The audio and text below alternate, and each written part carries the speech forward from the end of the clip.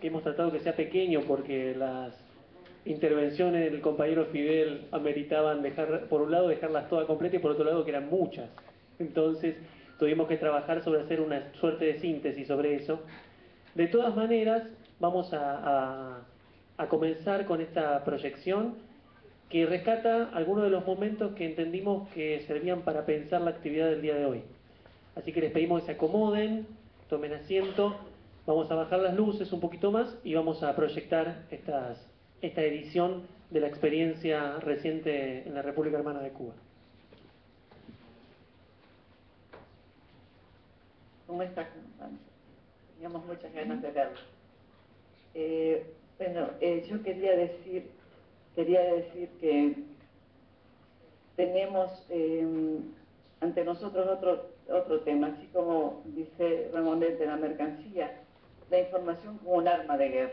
La información hoy es precisamente la que prepara la guerra, la que lleva adelante la guerra psicológica, que se enmarca dentro de lo que puede ser la guerra de baja intensidad o lo que sea, que tampoco la estamos estudiando, sobre todo en su aplicación en estos tiempos.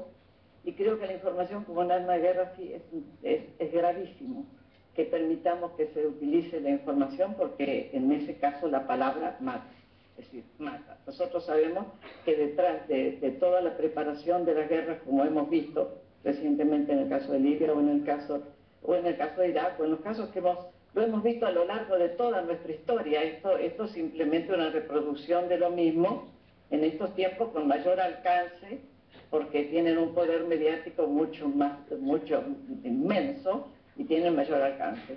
Entonces, ¿cómo hacemos nosotros para pelear con eso? Porque la Internet no basta, el problema es que ese nosotros que somos los cautivos de estos medios de comunicación, a nivel popular, la Internet está en una gran parte de la población, pero hay otra que no tiene ningún acceso, es decir, siempre seguimos dependiendo de esto.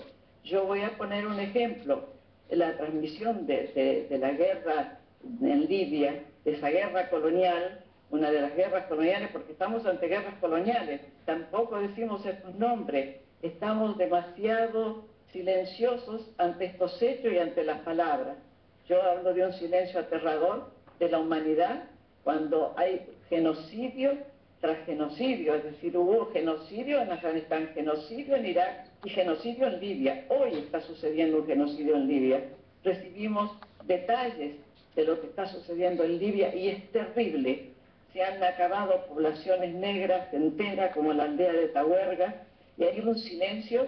Y yo me pregunto, estamos como en aquel caso de que hay una mujer violada, voy a hacer una comparación muy dura, y le dicen, pero ella estaba vestida con una pollerita muy corta, o estaba vestida de tal manera.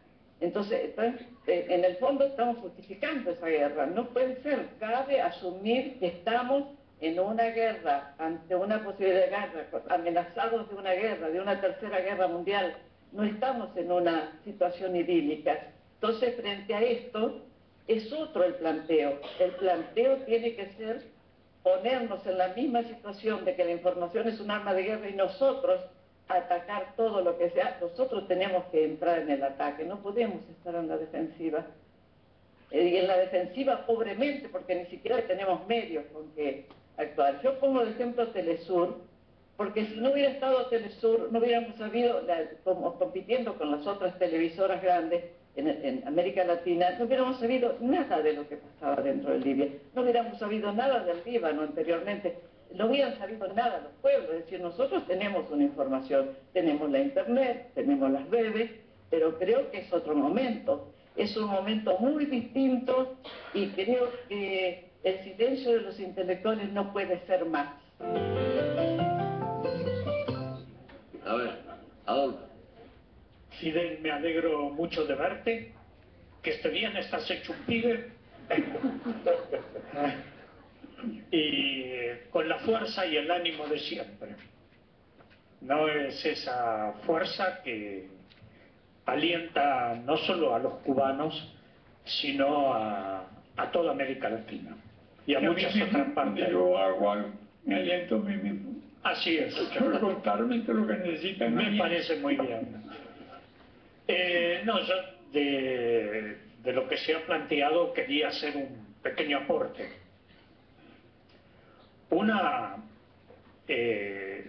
Aquí estaba leyendo ese letrero, Encuentro de Intelectuales por la Paz y la Preservación del Medio Ambiente. Y hay muchos monocultivos, ¿no? Una plantación de árboles en monocultivo no es un bosque, es un monocultivo. Es esto. Un bosque tiene una gran diversidad.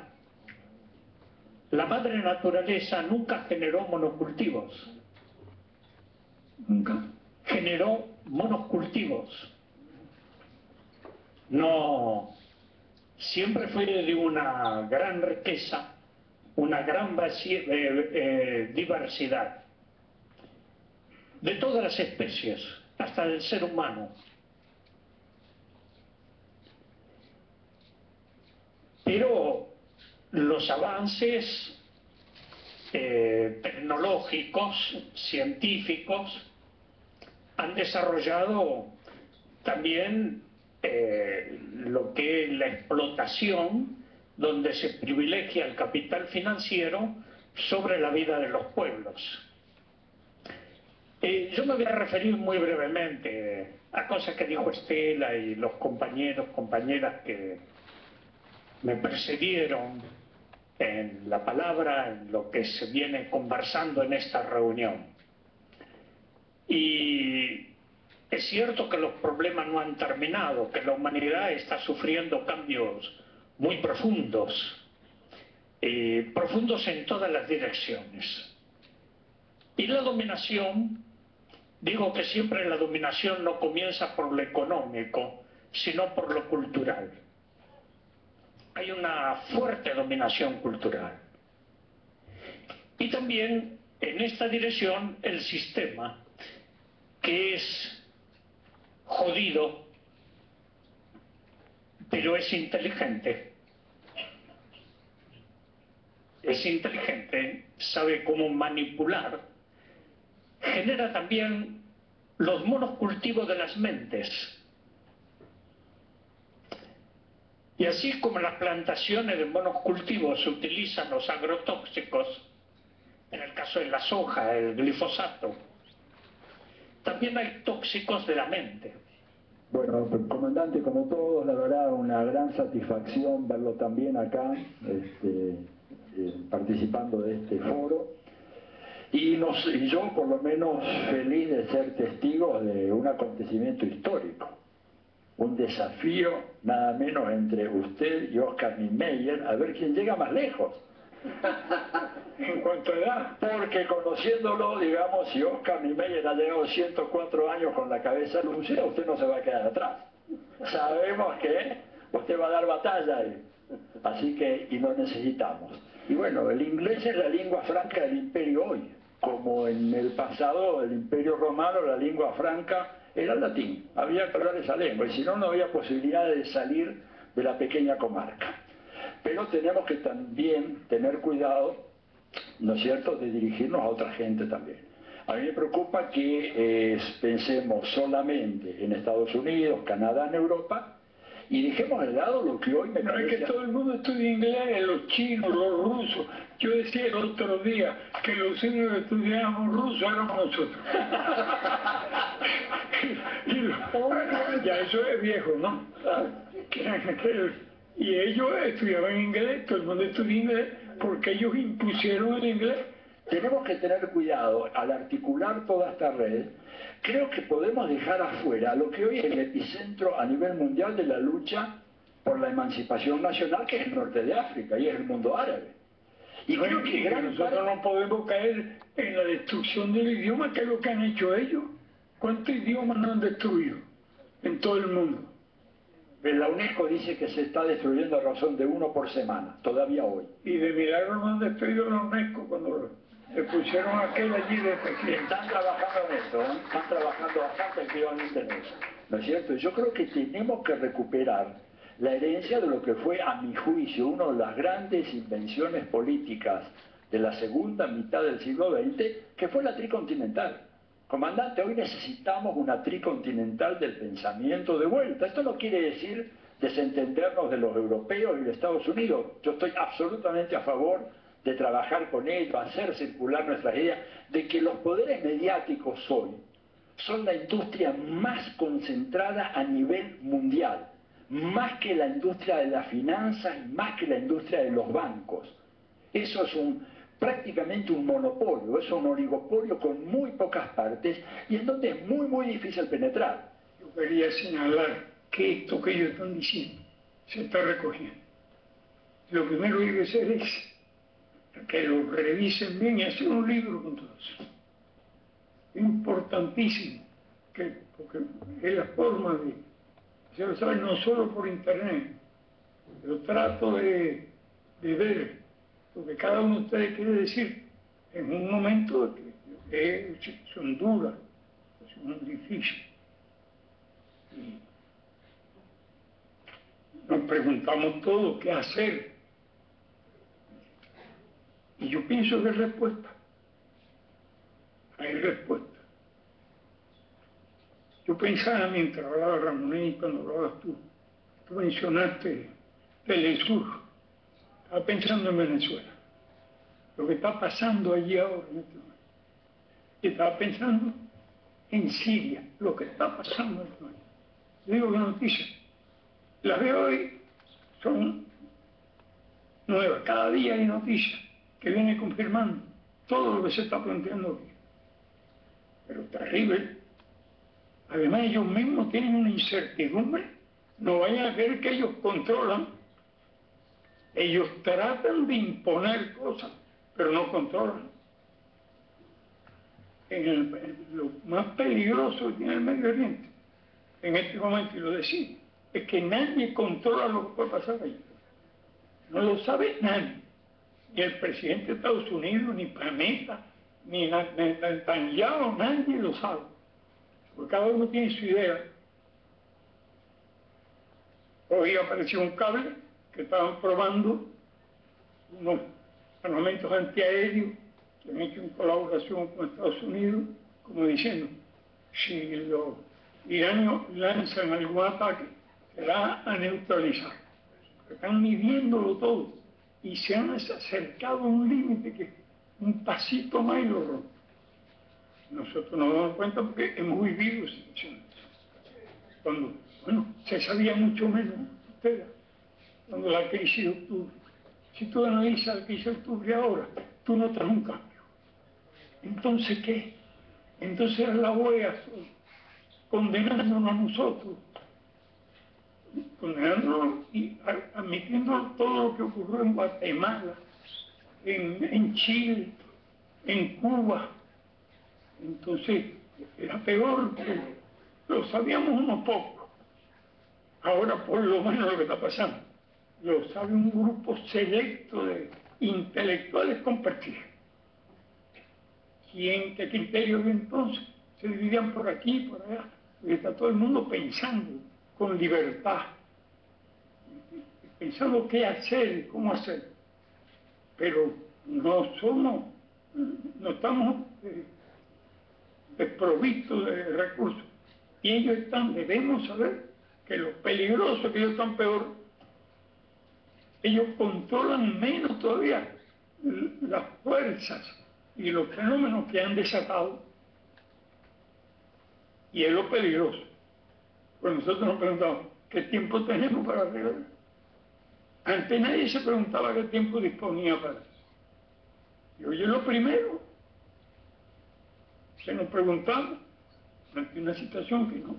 Ustedes se ponen a pensar los distintos poderes nucleares, que piensa Estados Unidos, qué dicen los que allí manejan todo eso, qué piensa Rusia, qué piensa China, qué piensa la India, qué piensa Pakistán. Entonces, ¿qué quiere? Está cada uno queriendo. Además, dentro de todo esto, apoderarse de una tajada de algo. ¿Qué piensa Turquía de una pregunta en este momento? Y ya algunos han pronosticado que la que va a hacer el papel fundamental en la agresión de Siria es Turquía. Si ustedes ven las noticias de hoy, tremenda. Y entonces, ¿qué dice Ban Ki-moon? ¿Qué dice la ONU? ¿Qué dice lo que deben estar preocupados en nombre del mundo por este problema? Detrás de eso. Y claro, y que cada uno de los gobiernos debe. ¿Qué dicen los que están en el Consejo de Seguridad? Pues van a creer lo que están diciendo. Están obligados cada uno a hacer un discurso. Y entonces están enfrentados. Dentro de esa situación creo que con la verdad en la mano, porque no se trata de tener el poder o de poder hacerla llegar por una vía o por otra, sino la fuerza de esa verdad que se representa. Es ahí y no hay antecedentes, porque estamos ante una situación enteramente nueva. Bien, excúsame, compañera, pero yo creo que ahora debemos estar conscientes de eso, que recojan todo y que lo revisen cada uno. Como estamos muy apurados, no hay que apurarse. Entonces, revisarlo y imprimir. Hay que aprender a utilizar las redes sociales, no para la bobería, como la inmensa mayoría de la gente usa las redes sociales para la bobería, utilizarla para las ideas. A mí me parece que eso también nosotros tenemos la enorme limitación de los problemas de la banda ancha, las limitaciones que tenemos para el internet que no lo hemos podido resolver por la misma política de los yanquis.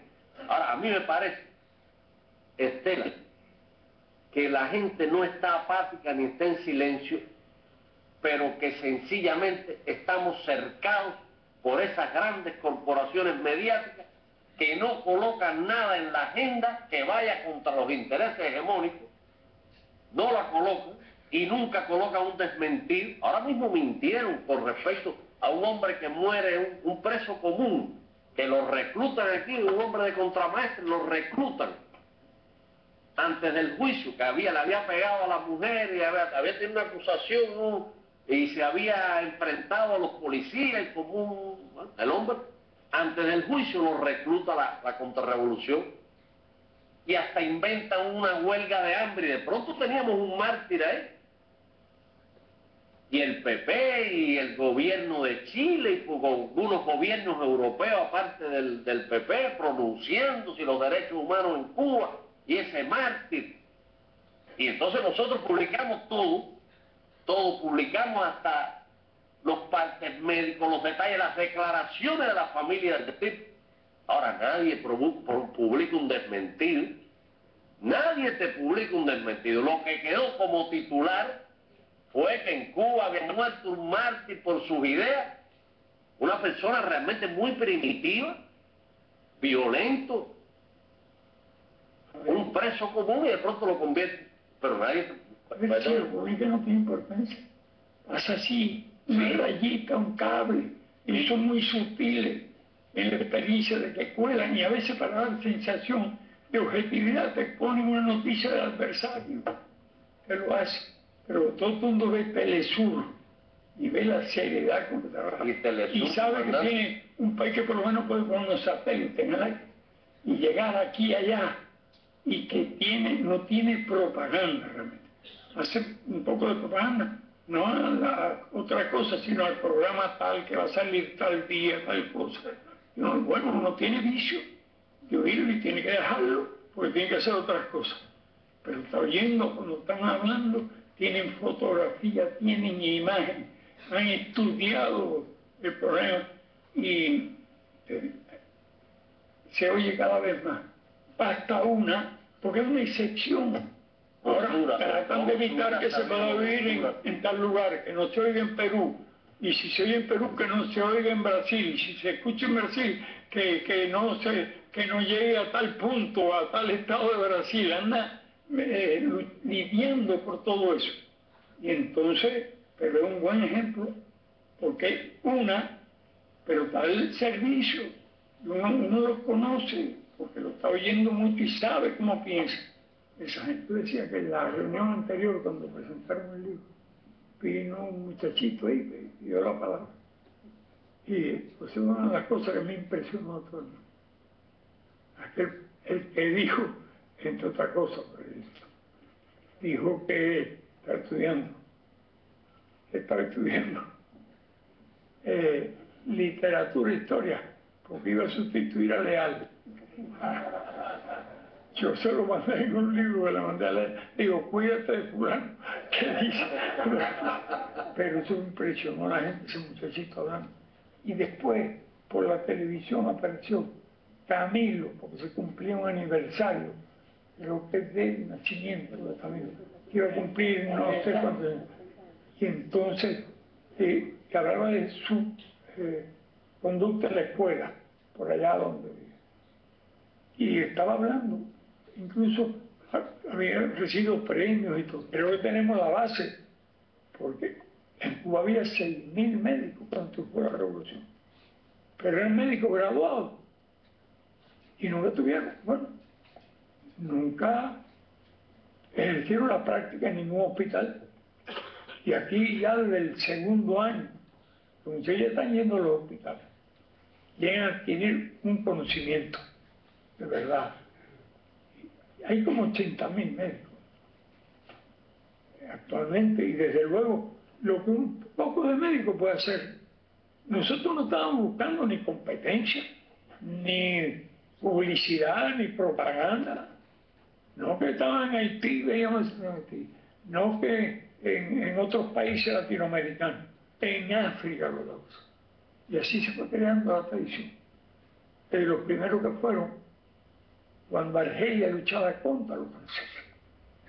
Yo cuando pienso en colonialismo me recuerdo de los franceses queriendo gobernar Argelia. Pero lo trataban, ¿no? Es horrible. Por ahí hay una película famosa que es la batalla de Argelia, pero lo mataban.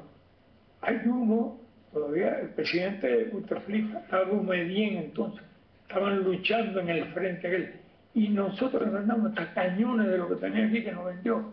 Italia nos vendió unos cañones, y por presiones no nos vendió las municiones, y no nos vendió todos los cañones, pero nos vendió un grupo de cañones, y ellos nos avanzaron, nos fueron a pelear allá a Argelia contra los franceses, a decir verdad, porque estaban empeñados.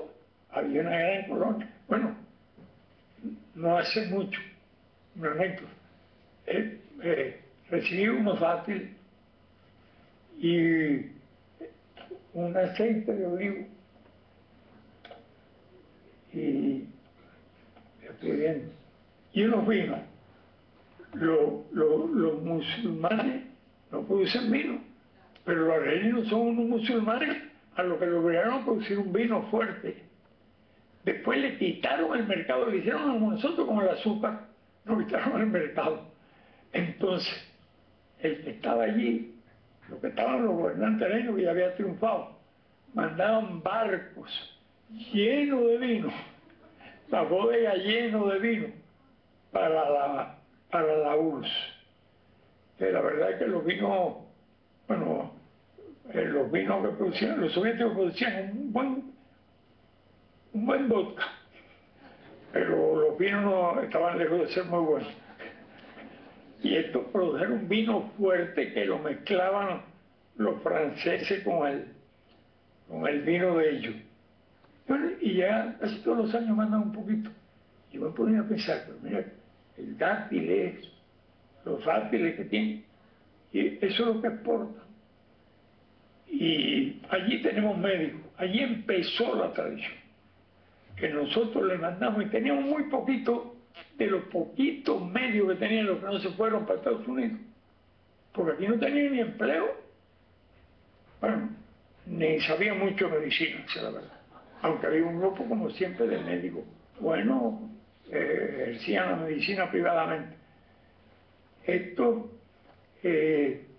Y le mandamos lo que teníamos para los argelinos. Desde entonces se ha mantenido a lo largo de todos estos años, con todos los gobiernos, a pesar de que en cierto momento, por imprudencia nuestra, tuvimos cierto conflicto cuando se nos ocurrió criticar el golpe de Estado.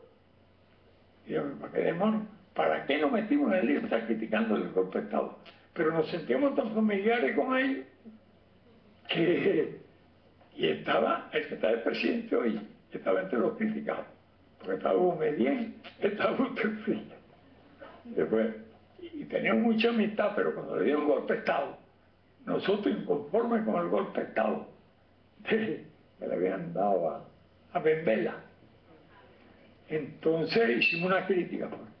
Entonces las relaciones estuvieron fastidiadas.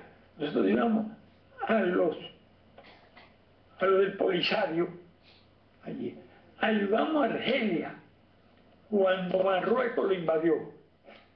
Nosotros no podíamos sacar los tanques de aquí porque los tanques no habían dado. Con los compromisos no se podían mover. Pero cuando se produce la guerra aquella, nosotros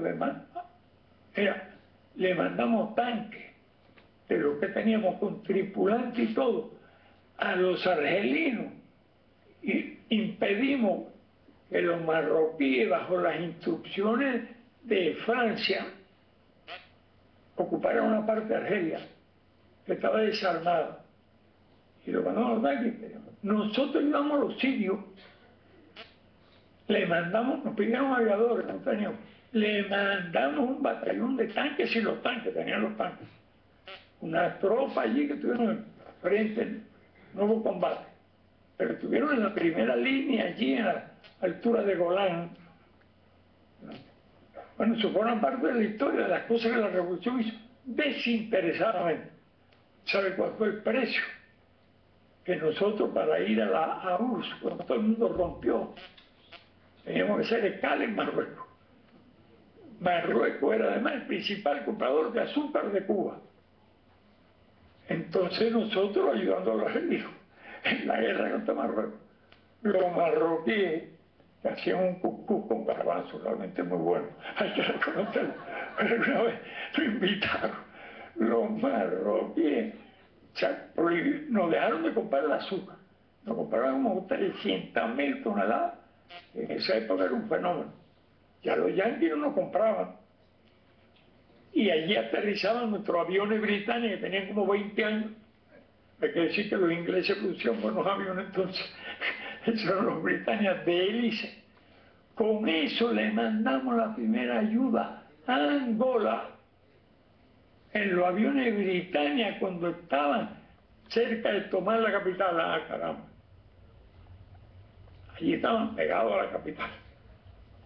Lo del frente era el FNL, era Holden Roberto, aliado de Mobutu.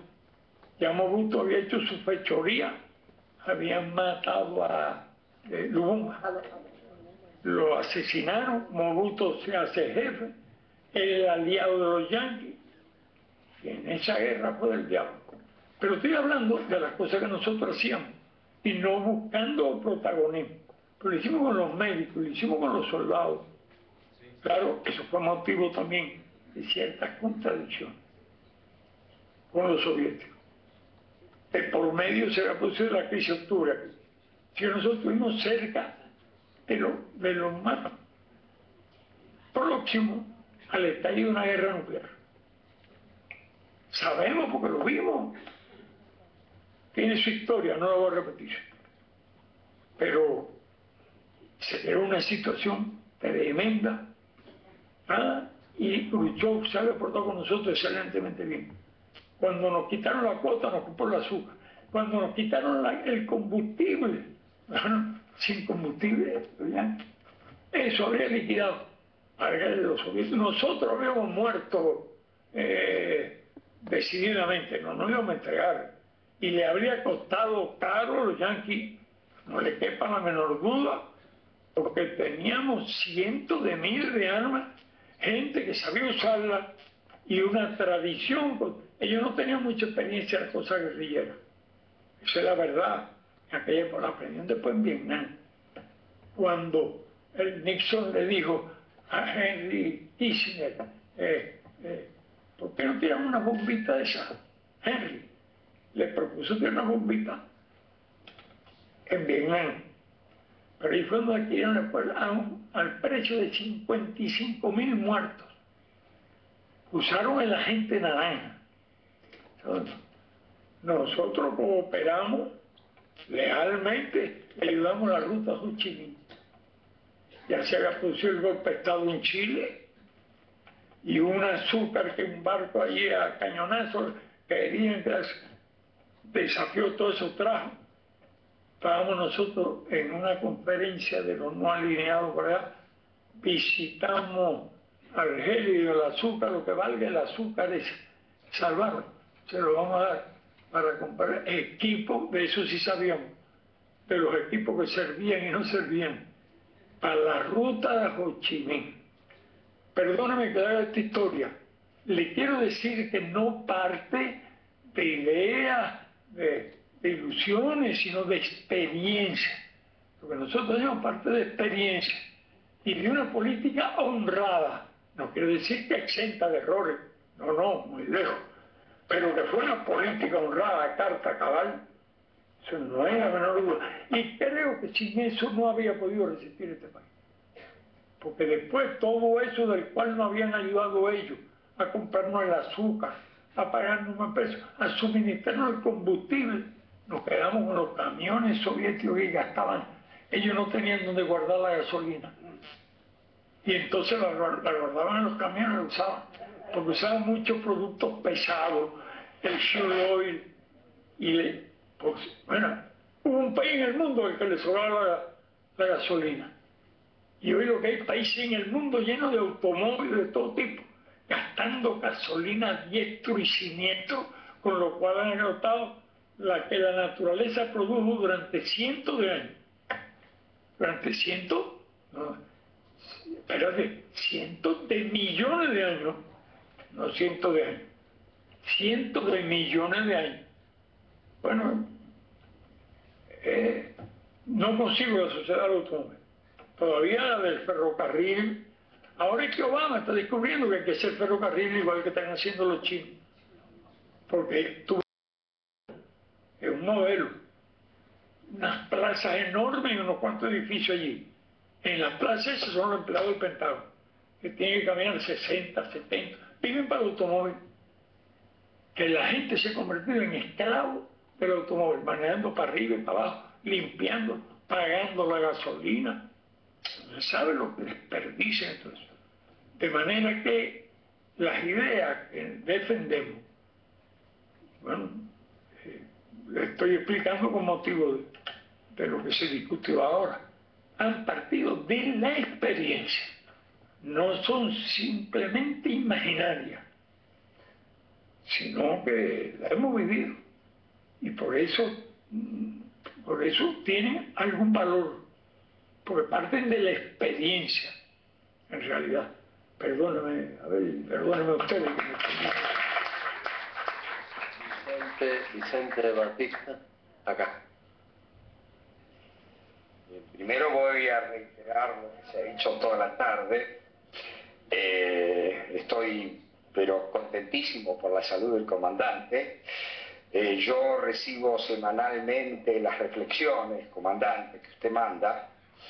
Me gustaría que en alguna de ellas me mande la receta para ver cómo, porque realmente, anótelo.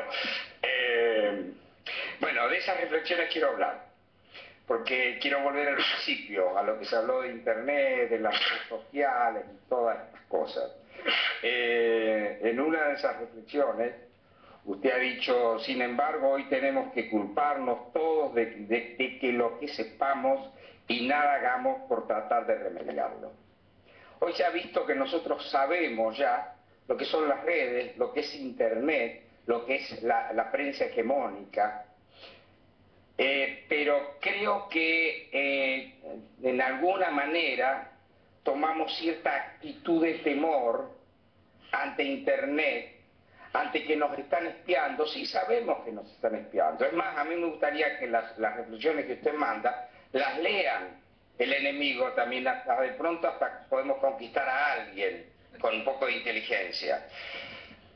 Entonces, yo, en base a todo eso, propongo que empecemos a hacer cosas prácticas. Por ejemplo, lo que el compañero de Alemania sugirió, es importantísimo hacer esa carta abierta de los intelectuales sudamericanos o latinoamericanos para los intelectuales europeos. Eso es muy importante, pero tienes una carta muy amplia. Digo algo. Bueno, te voy a decir, hasta luego. Bueno, la otra vez me comprometí que nos íbamos a reunir otra vez. Yo estoy satisfecho de haber podido reunirme hoy. Y lo que quisiera ahora, yo no voy a hacer ningún discurso, porque lo que voy a hacer es algunos comentarios, algunas noticias, que es lo que hace falta para explicar por qué pienso que la situación es complicada. Y lo que yo quisiera ahora es hacer quedar más a Rey Beto y hablar menos de 7 minutos. Pero bueno, ya creo que no lo voy a poder cumplir, pero sí, por lo menos, no más de 2 veces, espero, y nunca más de 3, fíjense.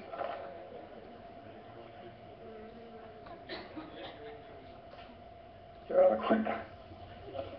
Bueno, yo simplemente quiero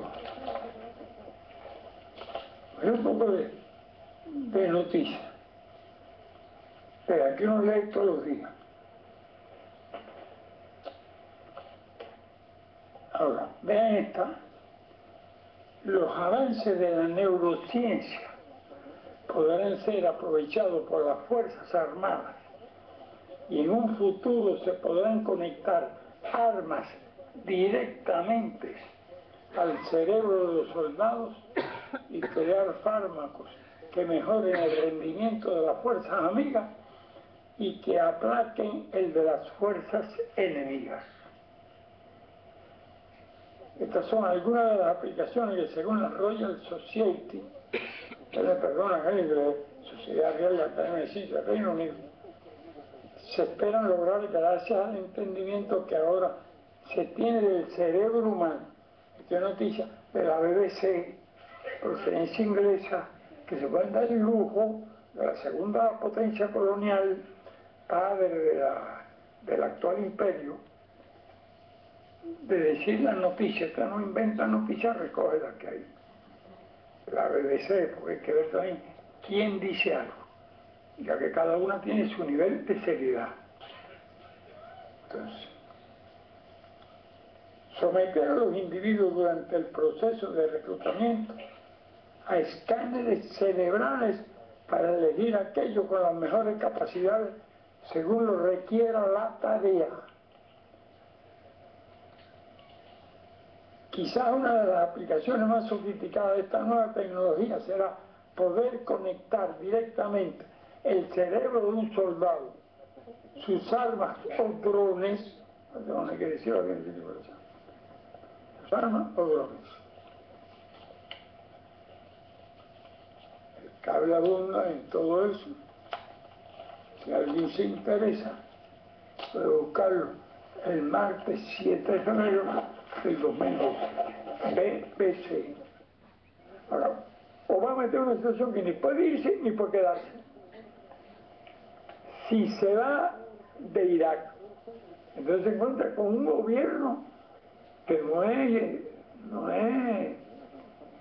sunita, es chiita, y los chiitas tienen gran fuerza en el sur de Irak. Ahí hubo errores grandes de todo el mundo. Yo critiqué bastante cuando los iranios, en una reunión que hubo aquí, coincidió con la invasión de Argentina. Y vino Caldera, era el presidente del grupo parlamentario, porque dejó la presidencia, era presidente, y después aspiró otra vez, pero estaba haciendo su campaña política. Yo conversé bastante con él, porque estaba allí, porque el país no alineado, y había una discrepancia. Yo le planteaba, no es conveniente que los iranios crucen la frontera, para que no conviertan una guerra patria, una guerra, una aventura bélica, una guerra de invasión en una guerra patriótica. ¿No? Me recuerdo el sirio, estaba diciendo, no, tiene que seguir, porque cuando la URSS llegó a la frontera no se detuvo, siguió, pero una declaración torpe de ese tipo. Y yo le digo, mire, ¿por qué no siguen hasta Egipto? Así le dije en esa reunión, ¿por qué no siguen hasta Egipto? Yo no estoy defendiendo eso, lo que quiero evitar que esa guerra se convierta en una guerra patriótica para Irán. Y efectivamente, invadieron, llegaron, tomaron la ciudad esa que está allí, a la orilla del río, a la salida, no me acuerdo ahora ni cómo se llama, y entonces quedaron atrincherados allí. Entonces, todo el mundo ayudó a ver qué es. Los ingleses le vendieron acero, los soviéticos le vendieron con proyectiles. Fíjense, toda Europa ayudó. Y ellos, ahora, los yanquis le dieron la materia prima, los productos químicos para la guerra química, le proporcionaron los gases, y los iraqueses utilizaron los gases contra los iranios. Y los iranios, los campos de minas los limpiaban, ¿saben cómo? Avanzando. Avanzaron sobre el campo de minas y limpiaban. Eso fue la conducta de los iranios en la guerra. Y entonces, esto tiene su historia. Llegan allí los iraqueses, Saddam, que hasta entonces había hecho un buen papel, estaba invirtiendo en fábricas, tenía discrepancia con los sirios, porque eran el mismo partido, pero uno tenía una posición y otro otra, y se llevaban muy mal. Y entonces, ¿qué hizo a Khomeini? En aquella época había reuniones del movimiento no alineado aquí. Irak iba a ser el segundo país, después de Cuba, ser el presidente de la no alineado. Tenía prestigio, tenía relaciones con los otros países, no estaba en guerra con nadie. Y es cuando se produce el triunfo de la revolución en Irán. Y entonces yo vi entre todos los que estaban en reuniones, era el único que no se alegraba ni decía una palabra de elogio para Irán. Y tan es así que terminó en guerra. Nosotros hicimos esfuerzo por evitar esa guerra o por arreglarla, porque él, con todo el armamento que recibió, la Guardia Republicana se hizo muy fuerte, y entonces de repente que reclamó Kuwait. Es como si nosotros le decimos, bueno, devuélvanos a la Florida, porque la Florida era cubana, estaba bajo el dominio de La Habana, hasta que los franceses, los españoles se la vendieron a los franceses, no sé qué cosa. Ya aquello es una cosa vieja, pero reclama un país que tiene tanto gas y tanto petróleo como Irak, ocupa Kuwait, viola las leyes, viola los acuerdos, asusta a todos esos países. Y entonces le dieron la oportunidad dorada a Estados Unidos para armar una coalición contra Irak. Entonces, la armaron, apoyados por todo el mundo, y nosotros tenemos relaciones con ellos. Y después, cuando estaba el otro Bush, se produce el atentado en la ciudad de Nueva York, declara la guerra que tenía que invadir a 60 o más oscuros rincones del mundo. En el primer lugar estaba Cuba, que tenía que estar preparado los oficiales de West Point para invadir a 60 o más oscuros rincones del mundo. Esa fue la declaración de Bush. Pero no empezó la guerra, invadió Afganistán. Y después ya, hacia fines, preparó todo, y es cuando empieza la invasión de Irak, y ocupó Irak. Y después saquearon todo, se robaron tesoro aquello, todas las cosas históricas, capturaron por fin a San, los guillotinaron, lo cual parece que al final tuvo una actitud seria, no se plegó, pero lo capturaron y entonces lo sancionaron. Pero quedó todo eso, resentimiento muy fuerte. Y eso es lo que tiene Estados Unidos ahora. Ha costado, hay muchas cifras, hay quienes hablan de 1 millón de muertos, hay quienes hablan, bueno, la gente que tuvo que emigrar, muchísimo, los que se quedaron sin trabajo y sin alimento, los enfermos que murieron, eso no se puede contar los muertos que uno los combate. Y el país ha tenido que pagar todas las consecuencias. Y ahora vino después la invasión, ya sabemos todo lo que pasó, y ahora este se fue. Este no quería la cosa de los cadáveres yendo y viniendo, estaba recordándose de Vietnam. ¿Sí? Ahora se va y a cada rato hay un atentado allí, no hay orden. Dejaron las empresas de cáncer allí organizadas, se apoderaron de todos los petróleos allí, le están sacando el máximo, y eso es Arabia Saudita, le están sacando, la pusieron a producir hasta 10 millones, tienen preparado para producir hasta 15 millones, incluso hasta 20 si fuera necesario. ¿Qué le importa a ellos que Arabia Saudita se quede sin nada? Y no tardará muchos años en quedarse sin nada, sin agua y sin petróleo y sin la necesidad de que va a vivir ese país. Esa es la situación que tiene. En Afganistán ya no tiene, están iguales. Los europeos ya no resisten allí. Entonces ni pueden irse ni pueden quedarse. Eso en Afganistán. En Pakistán están en una situación muy difícil, un país nuclear. Allí asesinaron y hay un sentimiento anti-yanqui muy fuerte en Pakistán. Entonces de esos países nadie va a creer el cuento de que están creando un escudo para proteger a Rusia de Corea del Norte y de Irán. Irán no metido ahí, los cohetes lo tienen en las puertas. Uno sabe muy bien, aquí esto, no lo digo para la publicidad, uno lo sabe muy bien que los soviéticos tenían SS-20 y que todas las bases adversarias estaban al alcance del SS-20, que eran móviles y hasta podían despegarse, emplazarse en una noche y soltar. Y ahora los cohetes están allí, en Estonia, Lituania, pegados allí a la frontera. Y ellos no se resignan porque tienen una tecnología desarrollada. Y ya es una cosa entre grandes potencias. Pero ellos sacaron experiencia de lo que pasó en Libia. Y no quieren que pase allí. Pero los acontecimientos se desarrollan por encima de la voluntad de los políticos allí. Entonces lo menos que podemos hacer es que la población esté informada.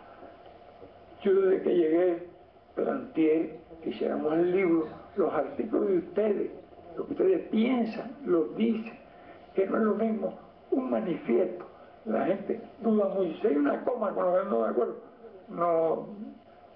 no es lo mismo un libro con los discursos que recoja las posiciones de la reunión, en lo que yo he defendido con Abel, y que se publique con todos los discursos y todas las opiniones, no le crea problema a nadie y todo el mundo puede decir lo que piensa en la reunión.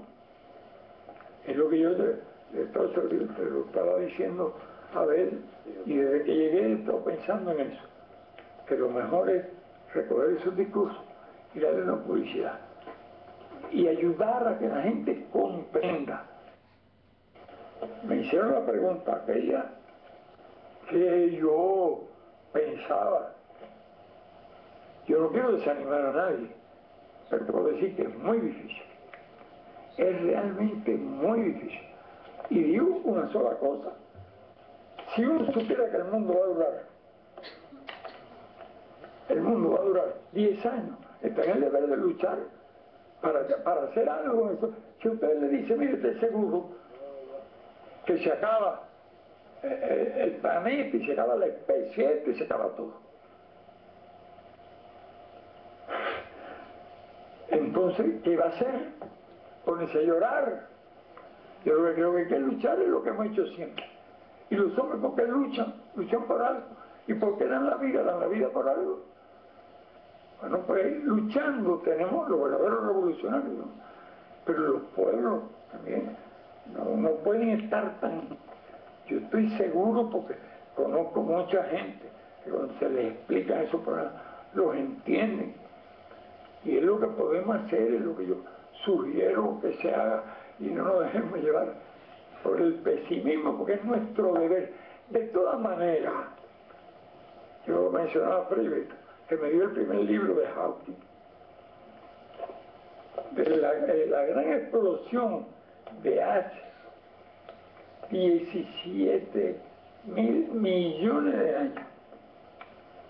Es lo que llaman el Big Bang, que también ese libro que tú me lo dedicaste tenía mejor letra que ahora. Analiza que ahora tú ya no tienes la misma letra. Entonces el libro, y volví a leerlo. Y después traté de penetrar más, ya conocer toda la raíz del pensamiento, desde Aristóteles y Ptolomeo, y después Copérnico, hasta que llegó Einstein ya en el siglo pasado, pero sobre todo ya en los años 30, y ese hombre es un genio. Duele pensar en él. Ellos están ahora que no saben si el universo, bueno, han sacado la teoría del tiempo con toda la lógica del mundo. Hay estrellas de hace 10.000 millones de años que estamos viendo, analizar lo que pasó en esos 10.000 millones de años. Y es complicado, si hay algo complicado realmente, cuando uno quiere entretenerse en cosas extrañas, se pone a leer los problemas, y ojalá la gente sepa. Si la gente conociera un poco de eso, se da cuenta del valor de las cosas, las leyes de la naturaleza, que son además variables. Ellos mismos no saben si el mundo está expandiéndose todavía, o si el mundo ha estado por ello. He leído alguna noticia en que dice que el mundo está encogiéndose, y que le va a pasar, bueno, no sabe. Porque ahora cada vez es más descubrimiento. Las ondas de radio, las ondas, todas las materias, y la ciencia le permite conocer los datos exactos. Y es complicado de verdad. Pero este hombre, que fue el libro más leído de todo ese que tú me regalaste, durante un montón de años fue, y el hombre sigue escribiendo. No le daban de vida, cumplió 70 años hace unos días. 70 años, una operación, le han quitado la boca.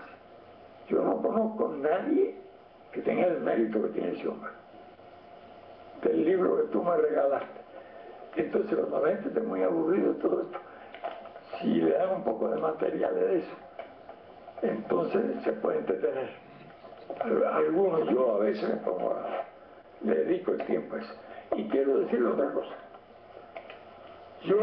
Hay cosas que yo le dedico mi tiempo, que son de utilidad concreta. No es solo filosofía, ni idea. Lo que yo no hablo de las demás cosas, porque uno no debe hablar de qué ideas tiene, que después aplicar el país, porque el enemigo está ahí y ha hecho todo lo imaginable por hacernos fracasar.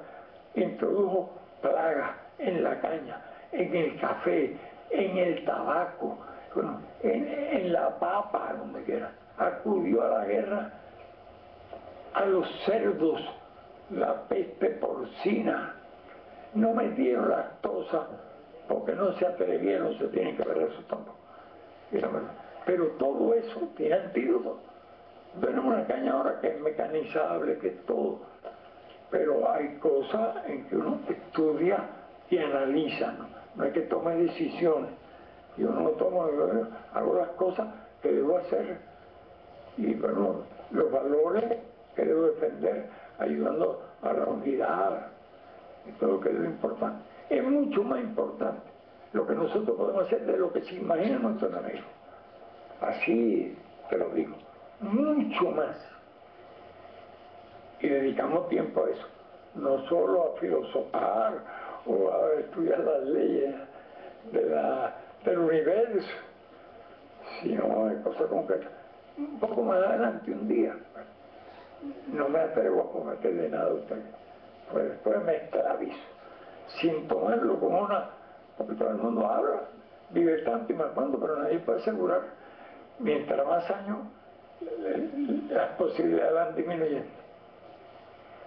Y por eso, y bueno, lo que no me gusta es ser compromiso, y después, si no lo puedo cumplir. Pero sí no le prometo, pero si puedo, me vuelvo a reunir, porque yo creo que dentro de un año yo le puedo hablar de muchas cosas. Y ahora no debo.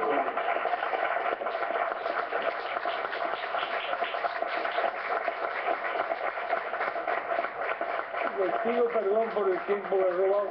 Aquí me llegó un papel que dice ya llevamos 8 horas y media. Bueno, si la buena voluntad se mide por las horas que uno diga, yo me alegro mucho que hable, ojalá fueran 10, 12. Yo con mucho gusto, he preferido, me siento mejor aquí que en cualquier otro lugar, conversando con ustedes. Un fuerte abrazo a todos, les mandé el libro con la tarjetita, léanlo cuando tengan tiempo.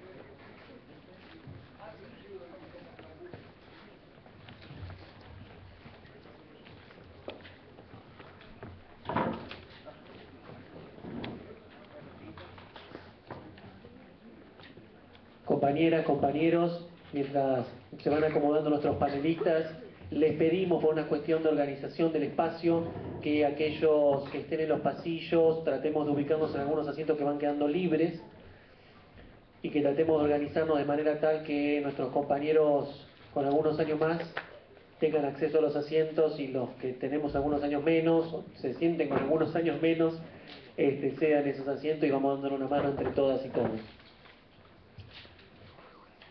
Bien. ¿Hola? Bueno, buenas noches a todas y todas. Muchas gracias por venir. Mi nombre es Atilio Borón, del Centro Cultural de la Cooperación.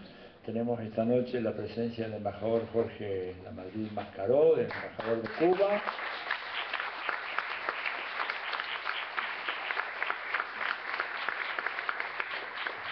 Estela Caloni, que ha hecho un enorme esfuerzo para venir, a la que la valoramos mucho.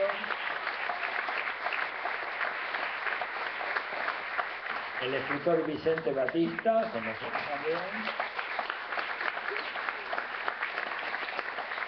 Y el director del programa de arte del Centro Cultural, Juan Ovillafaña.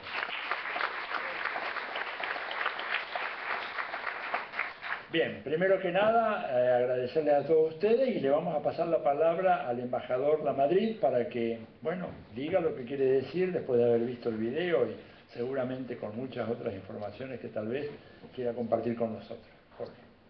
Buenas noches. Es realmente una noche de privilegio, ¿no? Así lo veo, así lo siento. Compartir en un entrañable escenario como este, ¿no? Del Centro Cultural de la Cooperación y con la compañía de estos queridos compañeros y de muchos rostros, amigos, hermanos que he visto y que a todos les doy a todos ustedes, ¿no?, los asistentes, mi fraterno saludo. Hoy es 14 de marzo, hace 120 años, en 1892, José Martí fundaba un periódico, Patria, y lo hacía como una acción más en el ciclopio esfuerzo por lograr la independencia de Cuba. No lo hacía por gusto, en lo absoluto. En el primer número de ese periódico afirmaba, entre otras cosas, que el objetivo era prevenir que aquellos que pregonaban la libertad y lo que hacían realmente era violarla, impusieran sus patrones, sus criterios. Pero también decía que el periódico, como herramienta también para la lucha por la independencia de Cuba, era otra contribución al equilibrio del mundo. O sea, que la independencia de Cuba y Puerto Rico, que era el objetivo supremo de aquella gesta independentista, se convirtiera en un factor que sumara hacia el interés, el objetivo insoslayable por el equilibrio del mundo. Precisamente en enero del año entrante, del 2013, cuando se cumplan 160 años del natalicio de José Martí, va a tener lugar en La Habana la tercera conferencia por el equilibrio del mundo, ¿no?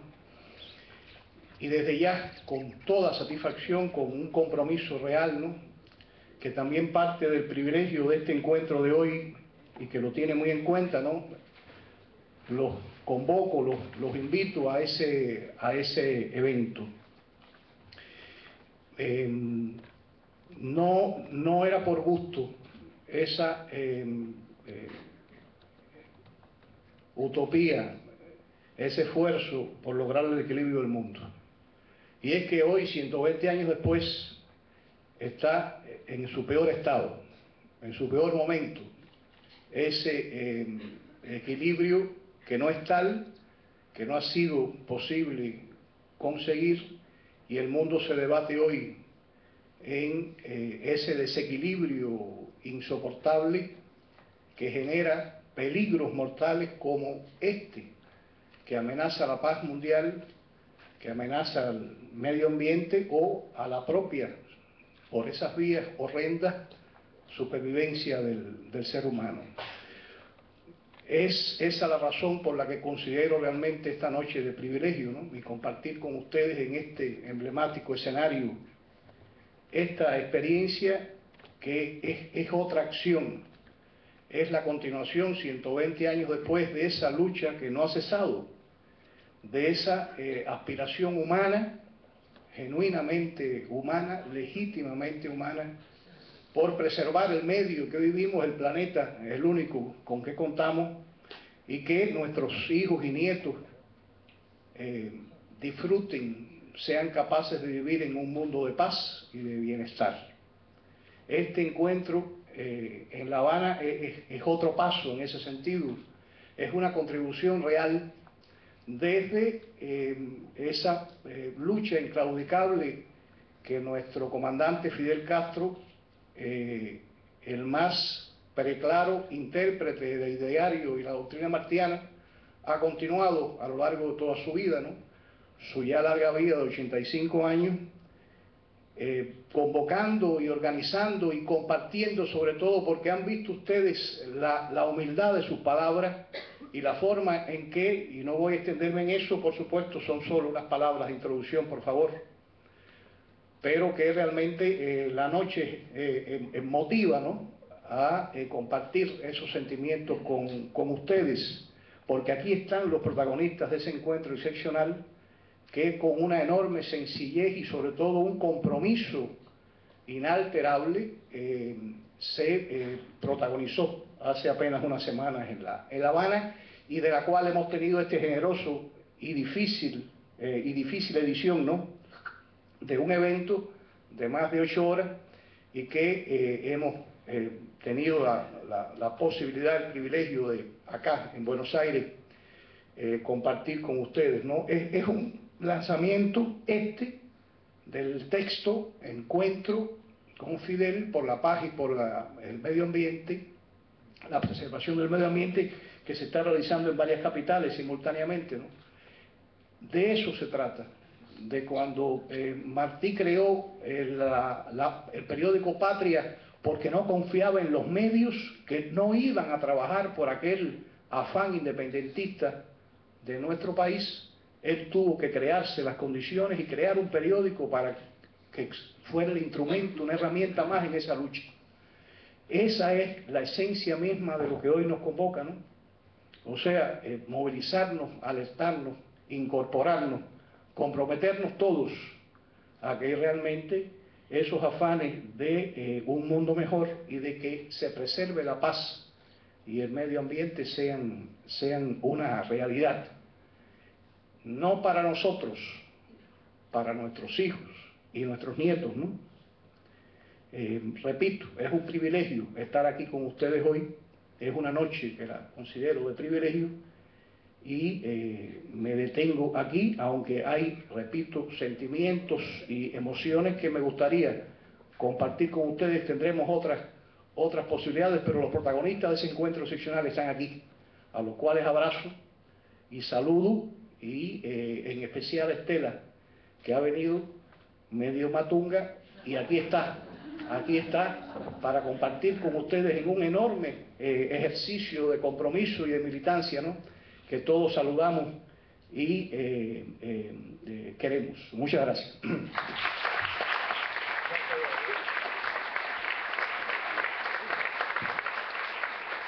Muchas gracias, Jorge. Yo quería decir que este encuentro es parte de un lanzamiento que se ha producido hoy, el día de hoy, en 10 ciudades de América Latina, Estados Unidos y Europa, el lanzamiento del libro que fue producido colectivamente en el marco de esa reunión de unas 9 horas de trabajo, ¿no es cierto? Porque a pesar de que ahí cortamos el video, Fidel siguió todavía un rato. Realmente hubiera seguido mucho más. Lo que las cámaras no captaron era la desesperación de los médicos, ¿verdad?, que hacían señales así, corte, corte, corte, al punto tal de que 2 horas y media antes de que termináramos, se levantó Eusebio Leal, por eso la referencia al historiador de la ciudad, agradeciéndole a Fidel, eso ya eran las 7 de la tarde, 7 y algo, agradeciéndole a Fidel por la paciencia, su bonomía de escucharnos y de conversar con nosotros, y diciendo, bueno, muchas gracias, como esperando que Fidel dijera, bueno, muchas agradezco, y nos vamos. Entonces Fidel ahí le dice a Abel, dice, ¿cuánta gente tienes ahí anotada? Y Abel le dice, sí, tengo como 8 o 9 más comandantes. Entonces dijo, no, sería una descortesía que esa gente se quedara sin hablar. Así que propongo un receso, 15 minutos, muy puntuales, y volvemos, lo escuchamos y luego Frei Beto cierra. Hicimos eso, ¿verdad? Frei Beto termina con un discurso muy, muy lindo, ¿verdad?, en donde termina, bueno, él es un fraile dominico, así que lo llenó de bendiciones a Cuba, a Fidel, a la revolución, ¿verdad?, a todos nosotros que estamos ahí, y ya pensábamos que Fidel decía, bueno, muchas gracias, y ahí entonces dice, bueno, tengo unas noticas acá, unos cablecitos que quiero compartir con usted. Nosotros pusimos uno, ese, el de, ¿verdad?, la neurociencia y cómo conectar las armas con el cerebro, pero leyó 8 o 9 más. Y después empezó con el análisis que nosotros tomamos ahí cuando dijo, bueno, Obama no sabe qué... Bueno, ya venía hablando, pasa que no podíamos hacer un video tan largo, y después de eso él siguió inclusive un rato más. ¿Y cuándo se iba?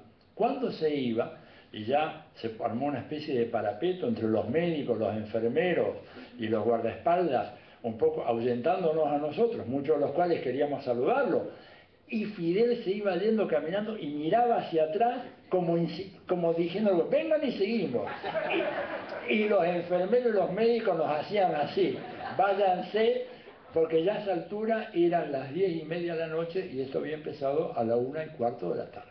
Y el hombre, el último tramo que ustedes vieron, es de una persona de casi 86 años, que tuvo una serie de operaciones, como todos sabemos que tuvo Fidel, y que estaba con una lucidez absoluta, acordándose de la batalla de Argel, una película que habrá visto hace 45 años, el nombre de los presidentes o primeros ministros de Argelia, de Boumediene, de Ben Bella, él hubiera seguido.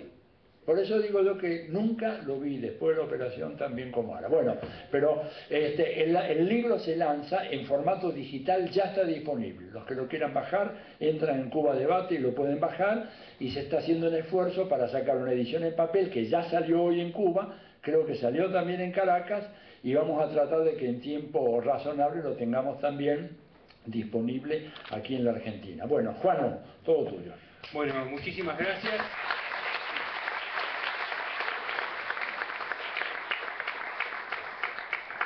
Muchísimas gracias, una vez más, bienvenidos todos, embajadores de Cuba, para esta jornada y para lo que fue para uno mismo, ustedes se imaginarán una experiencia histórica, ¿no es cierto?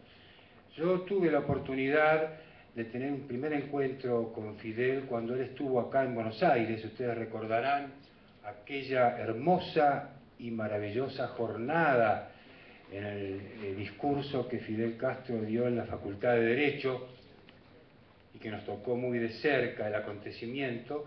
Nosotros con un grupo de artistas e intelectuales habíamos estado en un hotel acá céntrico con Hugo Chávez, justamente en una recepción que nos había dado él, y una vez que Fidel Castro terminó aquel histórico discurso, se acercó y tuvo un encuentro con nosotros, ¿no? Esa fue mi primera visita, mi primera realidad de encontrarme con un hombre, y realmente nos dijo, estaba un poco afónico, ¿no es cierto? Un poco afónico por lo que implicaba esa tensión de aquel discurso, y nos dijo así, con este ademán, ¿no?, que caracteriza a Fidel, con esa energía, nos dijo: ustedes no tienen la menor idea, no saben lo que han hecho acá con el tema de haber enfrentado el ALCA en este país y lo que significa todo esto desde estos días para América Latina, ¿no?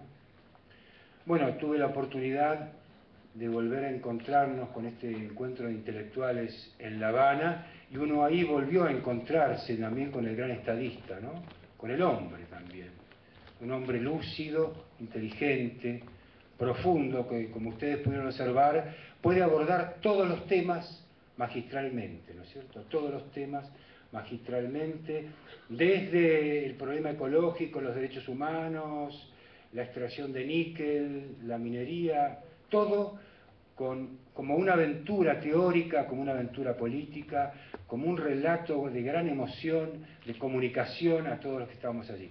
Imagínense ustedes que a mí me han invitado desde la Feria Internacional del Libro y de Casa de las Américas para abordar la poesía entre la dictadura y la postdictadura en nuestro país, el impacto de las poéticas en la sociedad, las políticas culturales, y bueno, imagínense ustedes, ¿no?, después del relato de Fidel y del encuentro con Fidel, uno relabora también y se piensa a sí mismo, bueno, cómo se abordan estos otros relatos, ¿no?, con qué fuerza uno debe ir a las cosas y encontrarse también, y se me ocurrió a mí también justamente de manera magistral, ¿no?, colocar mi esfuerzo, y pensaba cuando se proyectaba acá lo de Fidel y en aquel encuentro, uno de los temas, porque acá para armar un relato seguramente aportaremos diversas miradas, pero a mí me interesó muchísimo cómo se introduce aquel encuentro de intelectuales, y no es casual justamente que esa actitud de libertad,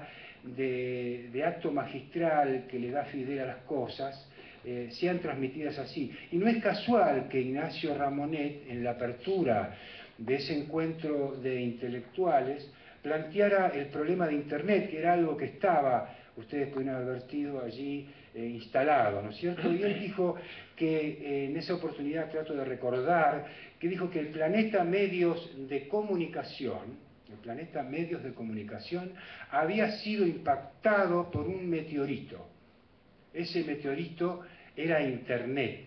Y para hacer una comparación histórica con la naturaleza, comparó justamente aquel meteorito que hizo desaparecer los dinosaurios sobre la Tierra, ¿no es cierto?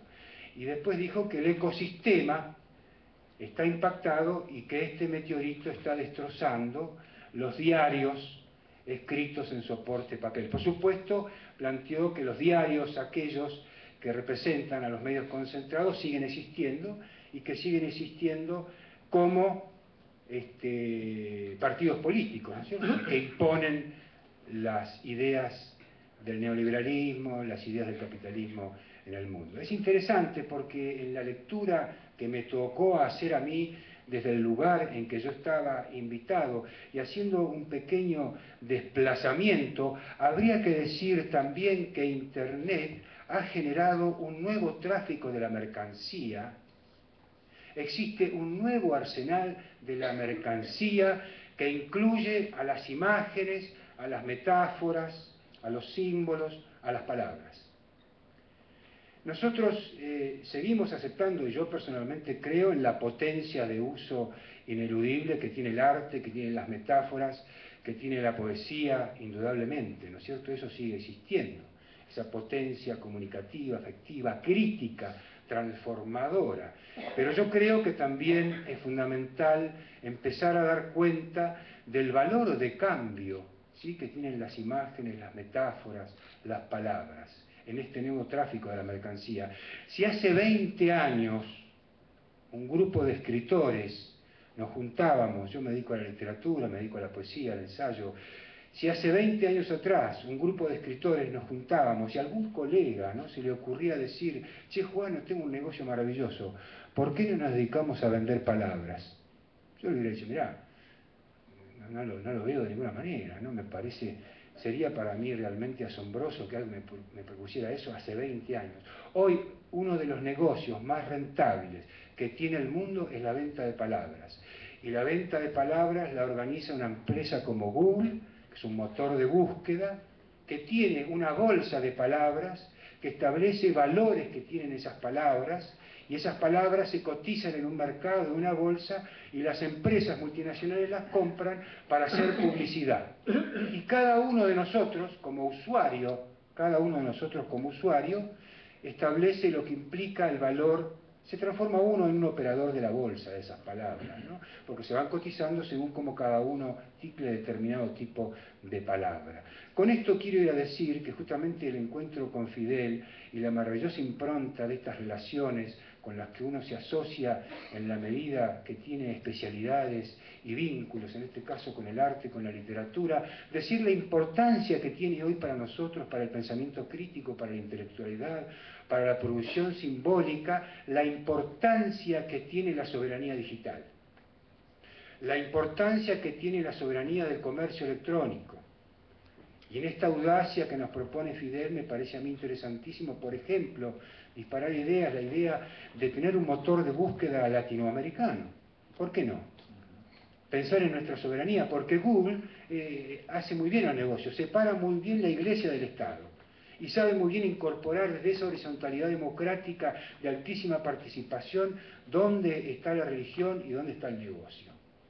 Y en este sentido, yo creo que en esta misma sala, y con esto termino, como el aporte a una mirada realmente de un encuentro con un hombre maravilloso como Fidel Castro, en todo sentido, y humanamente es el lugar en que yo más me refugio para considerar esto, y ese sentido de la lucha que implica en el plano tanto artístico, como intelectual, como político. La idea justamente que nosotros propusimos acá al presidente Correa y al presidente Hugo Chávez, la posibilidad de construir un fondo latinoamericano de las artes, las letras y las ciencias sociales que pueda establecer gobiernos de la cultura con la participación de los intelectuales, de los artistas, de los profesionales, y trabajar estos temas de la soberanía y de la integración. Así que yo con esto termino, le dejo a mis compañeros la continuidad de estas interpretaciones y agradezco a la vida y a la historia que me haya permitido encontrarme por segunda vez con el compañero Fidel Castro, y por otra parte la posibilidad también de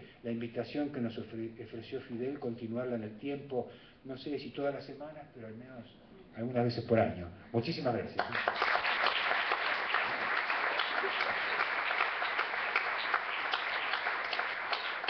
Bien. Antes de pasar la palabra a Vicente, les quiero compartir con ustedes que me han comunicado que estamos saliendo en directo por internet con Cuba.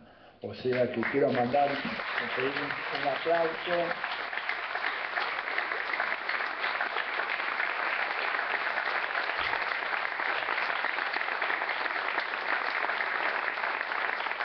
aquí hay una ruptura de una brecha tecnológica y a través de Justin TV está saliendo esto en vivo directamente como parte de ese conjunto de actividades de lanzamiento internacional del libro que acabamos de presentar. Bien, Vicente. Bueno, en primer lugar, y ustedes corríjanme si tengo un dato equivocado, creo que hoy es un día histórico, además, lo que dijo el embajador, porque tengo entendido que hoy moría Carlos Marx. Es decir, moría el señor Carlos Marx. El marxismo sigue más vivo que nunca. Entonces, no hay que celebrar una muerte, sino celebrar lo que nos enseñó Marx. Bien. Para mí, como para todos nosotros, fue un momento realmente insuperable haber estado aquellas 9 horas, que como bien dijo Atilio, si fuera por Fidel eran otras 9 horas más, en esa reunión donde se dijeron tantas cosas y donde se escuchó una vez más a uno de los cerebros más lúcidos de este momento y de este mundo. Porque hay que leer y escuchar con atención lo que dice Fidel. Yo y muchos de ustedes seguramente, todas las semanas o cada 15 días recibirán unas reflexiones del comandante. Yo las leo con mucha atención porque ahí en 2 o 3 carillas va dejando la síntesis de cómo está pulsándose este mundo. Y realmente lo que Fidel dice es muy terrible, porque Fidel cuenta que tal como estamos en este momento, tal como está moviéndose el género humano en este momento, vamos hacia el fin del mundo. Y aunque parezca una cosa de ciencia ficción, no es tan así. Si esto, y Fidel marca a corto plazo con la guerra. Como bien decía Einstein, cuando le preguntaron cómo será la tercera guerra mundial, Einstein dijo, no sé cómo será la tercera, pero la cuarta van a pelear con palos y piedras. Yo me permito corregirlo al gran Einstein. Yo creo que si hay una tercera guerra mundial, no va a haber una cuarta, porque no va a quedar nadie en el planeta. Entonces, esa idea de matarse, de hacer todo a corto plazo, si nos ponemos a pensar con un poco de detenimiento, vemos que es la idea del capitalismo, vemos que es la idea neoliberal.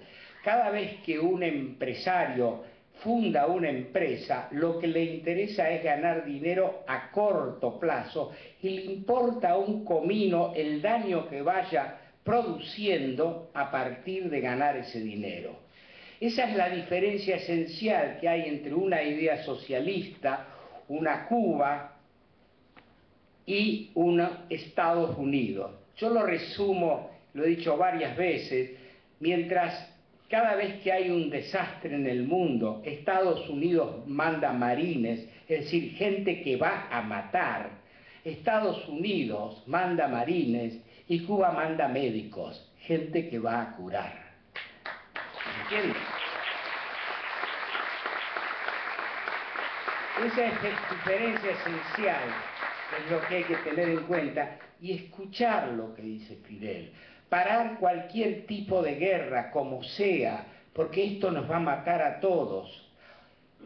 Y si no se da esa guerra, también empezar a ver todo con mucho más paciencia y tranquilidad, porque si no nos matamos a corto plazo, mientras sigamos destruyendo el planeta tal como lo estamos destruyendo, bueno, tal vez nosotros no, tal vez nuestros hijos no, pero yo a esta altura de mi vida pienso en mis nietos. No puedo pensar en mis bisnietos porque no los voy a conocer, pero aunque no los vaya a conocer, quiero que vivan en un mundo feliz. Y tal como están planteadas estas cosas, no se va a vivir en ese mundo. Entonces, es muy importante escucharlo y darnos cuenta que Fidel, además de haber hecho una revolución, además de haber sido un guerrillero con la experiencia, como le dijo a Chávez hace unos días, la experiencia fue un viejo guerrillero, hay que tenerla muy en cuenta. Además de todo eso, es un cerebro pensante, es alguien que está permanentemente pensando en el mundo, sin egoísmo, buscando el bienestar para todos. Entonces, eso es lo que nosotros vimos en esas 9, casi te diría más, porque terminó 11 menos 10, yo controlaba el reloj, en todas esas horas que estuvimos, y realmente, lo único que deseo es que dentro de un año nos volvamos a encontrar y sigamos charlando, porque además les voy a decir otra cosa, y vos también lo habrás visto, y vos también. El año anterior, Fidel estaba más viejo que este año. ¿En serio? ¿En serio? Yo digo, realmente, si quisieran los fáusticos, ha pactado con el diablo. Bueno, bienvenido sea Satanás, porque estaba rozagante, mucho más fuerte y concluyente que el año anterior. Bueno, todo eso a mí me pone, como a todos nosotros, en un sitio de privilegio. Muchas veces pienso bueno, ¿cómo habrá sido un contemporáneo de Jesús o de Espartaco, de Napoleón, esa gente que estaba en ese momento histórico con esos personajes? De pronto yo me di cuenta que era contemporáneo de Che Guevara y que dentro de 200 años se iba a hablar del Che Guevara. Seguramente no se hablará de mí, seguramente, pero nadie me quita que yo en un momento viví en la época del Che. Y nadie me quita, y no me lo van a quitar nunca por nada del mundo, que yo viví en la época de Fidel y tuve el privilegio, el gran privilegio de compartir todas esas horas con Fidel. Realmente no tengo más que decir.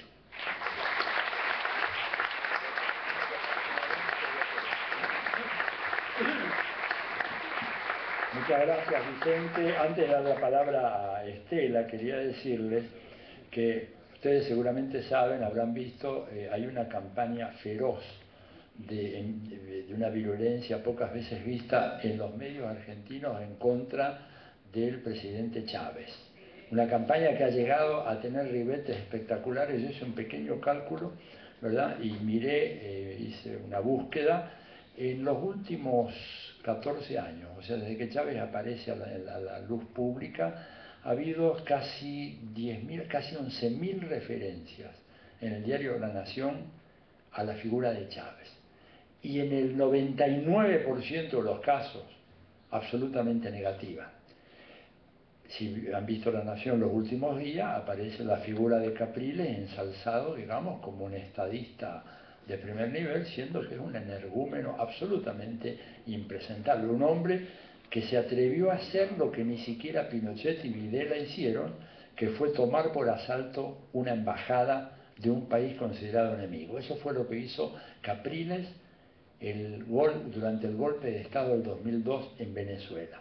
Y la prensa lo presenta acá, La Nación, como un personaje responsable, serio, mesurado, como la alternativa. Les decía todo esto porque hemos iniciado con unos amigos una campaña de solidaridad con Chávez y vamos a publicar una serie de solicitadas en los principales diarios de la Argentina, porque de otra manera no nos van a dejar, claro, abrir la posibilidad de publicar, ¿no es cierto? Y que les pedimos a todos su adhesión, que el texto está en el sitio web del Centro Cultural de la Cooperación, o sea, www.centrocultural.coop, y ahí buscan la solicitada por Chávez. Les pedimos simplemente, ahí hay una dirección electrónica a la cual tienen simplemente que mandar el mensaje diciendo adhiero, sus datos, nacionalidad, profesión y nombre, y vamos a armar eso y esperamos que para este fin de semana o para el próximo poder tener, digamos, una lista muy grande de gente que estamos dispuestos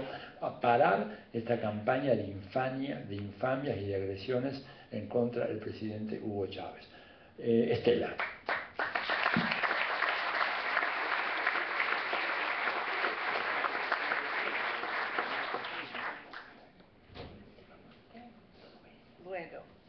primero, les pido disculpas si no me escuchan bien. Hoy fui a hacerme una especie de examen de rutina que resultó no ser de tan rutina, así que vengo entre medio dopada. Y ustedes me conocen que no soy muy de hablar muy dopadamente. Y entonces también agradezco, anoche estuve en una charla aquí, citada por Agosti, por la Fundación Agosti, y estuvimos, hay muchos compañeros que estuvieron anoche también con mucha esperanza de ver lo que hoy vieron. Yo solo quiero decir algunas cosas. Creo que él nos convoca a la lucha. Lo dice claramente, luchar hasta los últimos momentos, aunque el mundo se acabara en 10 años. Nosotros hasta ese último suspiro tenemos que seguir luchando.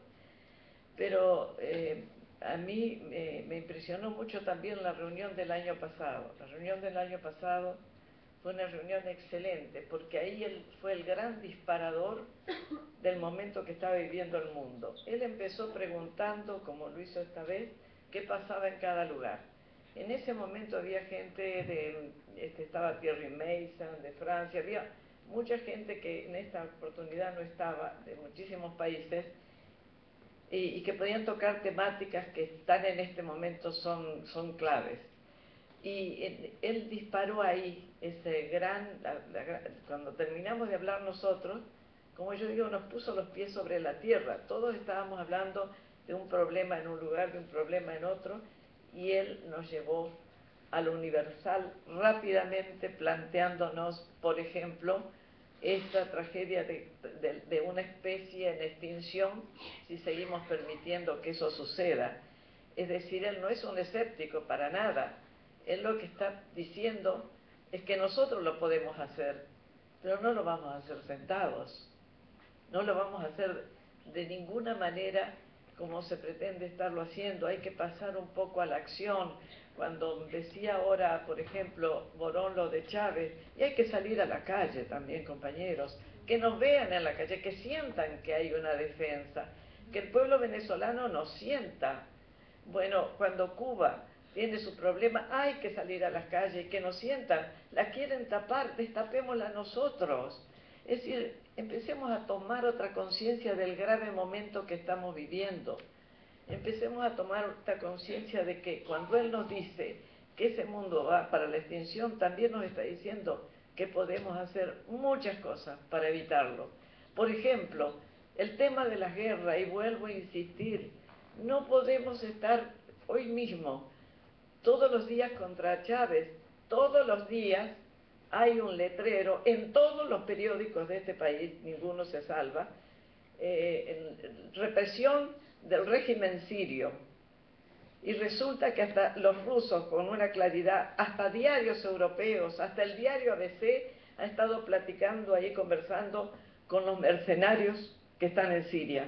Los mismos que conocieron en Libia, los jefes militares que dejaron en Libia, están también en Siria. En una frontera que, imagínense, Siria está rodeada. Por un lado Irak ocupado, por otro lado tiene su fronterita ahí con Israel, tiene sus fronteras todas y un montón de bases norteamericanas alrededor. Entonces, ¿cómo nosotros dejamos pasar el modelo libio que impusieron, que fue crear un conflicto en una zona aparentemente tras una rebelión popular que no existió en la medida en que lo dijeron nunca, y pueden revisar y buscar todas las fotos de la tal rebelión, y ese mismo momento arman un ataque en la que queman un montón de edificios, cuarteles, matan muchísimos policías, militares, pobladores, esa misma noche. Algo muy parecido a lo que le quisieron hacer a Evo Morales en el 2008. Crearle un conflicto, que en este caso se vio muy rápidamente porque era la ultraderecha boliviana, la ultraderecha fascista de la Media Luna, pero que quemaron 671 edificios en un día, en menos de 24 horas. Y desconectaron lugares, cañerías de gas, hicieron toda una cosa así porque tenían mercenarios afuera. Eso lo podemos comprobar hoy en día, tenían mercenarios y tropas especiales caminando por las fronteras en Paraguay. De lo que se sabía era que habían ido a alquilar mercenarios porque salieron los diarios españoles y esto. Entonces nosotros, como dice Fidel, tenemos que informarnos, como sea. No solo se rompe la desinformación viendo, no tenemos muchos elementos en este momento para pelear contra ese enorme poder en el mismo plano, pero tenemos otros. Cada uno tiene que entrar, cada uno tiene que buscar un poco la verdad. Es imposible que no estemos buscando la verdad. Entonces, lo que está diciendo Fidel Castro es que tenemos que parar esa guerra. Para parar esas guerras hay que conocer el plan de esa guerra. Porque este plan puede venir sobre Venezuela, supongamos Zulia, supongamos cualquier lugar fronterizo. Le arman el mismo esquema y tenemos la misma situación. Entonces, yo puedo decir que fue esta una reunión maravillosa, la del año pasado también, pero en esta lo vimos tan bien, porque el año pasado se lo veía un poco más caído, un poco más cansado, pero en esta estaba no solo tan bien, estaba con esa lucidez, estaba gracioso, divertido, íntimo, queriendo escuchar muchas cosas, y si hubiera seguido, como dice, él quería seguir, dice, a mí no me dejan seguir, pero yo quiero seguir aquí. Quiero seguir unas cuantas horas. Y la verdad es que también otra cosa muy buena que sucedió en esta reunión es que estaba el Caribe. La feria estaba dedicada al Caribe. Ese Caribe que no vemos, es nuestro. Estamos aquí, ni siquiera lo vemos. Si no vemos este Caribe nuestro, ¿cómo vamos a ver lo que le pasa a los norafricanos, a los africanos o los demás? Entonces tenemos que empezar con otra mirada. Si nosotros queremos respetar, si nosotros queremos cumplir lo que Fidel está hablando, si nosotros queremos lo que él propone, si nosotros queremos responderle a él, en la capacidad que él tiene de marcarnos el camino de la resistencia, porque esa presencia de Fidel ahí es resistencia. Es resistencia. Cuando creían que ya Fidel no va a hablar más, empezó a ¿se acuerdan cuando decía los discursos fenomenales y las agencias le sacaban una frasecita y la colgaban? Ahora se tienen que aguantar las reflexiones porque están en todos los periódicos. Se las tienen que soportar. Rompió la barrera, rompió la tela nada mágica que hace que no se pueda traspasar nada, pues él la traspasó con sus reflexiones. ¿Y qué marcó? Las reflexiones nos marcan líneas, no nos equivoquemos, no solo nos van dando un análisis de la situación mundial, sino que marcan líneas. Cuando él hace sus reflexiones sobre Libia, cuando él hace sus reflexiones sobre Afganistán, sobre lo que sea, está marcando una línea. Esto es así. Lo que él dice, parar estas guerras coloniales, ¿cómo puede ser que en el siglo XXI nosotros sentados estemos viendo que se apropian de los países? ¿Cómo estamos viendo si ahora, en estas horas, en estos días, Benghazi se separa de Trípoli porque tiene todo el petróleo? Entonces, hasta ahí queríamos llegar, eso lo veía Fidel desde antes. Entonces, miremos también a través de esa mirada tan potente, tan maravillosa, esto que nos han dicho este estadista, esta personalidad, que además hay algo de mucha humanidad en esa preocupación de él, porque él está preocupado por esos pueblos. Él está sufriendo porque le está pasando a esos pueblos. Él sabe, cuando dice el millón de iraqueses como él le dice, pues está sufriendo, él sabe lo que es eso porque sabe lo que ha pasado Cuba. Entonces nosotros, yo creo que la instancia es hacer mucho más, no conformarnos con todo lo que hagamos. Primero, también con el tema de la Internet. La Internet también tenemos un límite, porque masivamente los pueblos no tienen Internet. ¿Cómo llegamos nosotros? ¿Cómo rompemos ese círculo? Yo le decía, creo que lo dije en la otra reunión y en esta también, los intelectuales tienen que ir hacia la gente. Tenemos que ir a los sindicatos, ir a los grupos estudiantiles, ir a los barrios, ir a donde sea y plantear estas cosas. Ese debate de Fidel, trasladarlo cada día a nosotros de una manera, con una fortaleza que no nos vean ninguna debilidad, porque nosotros no podemos tener debilidades ahora. ya me estoy quedando sin voz.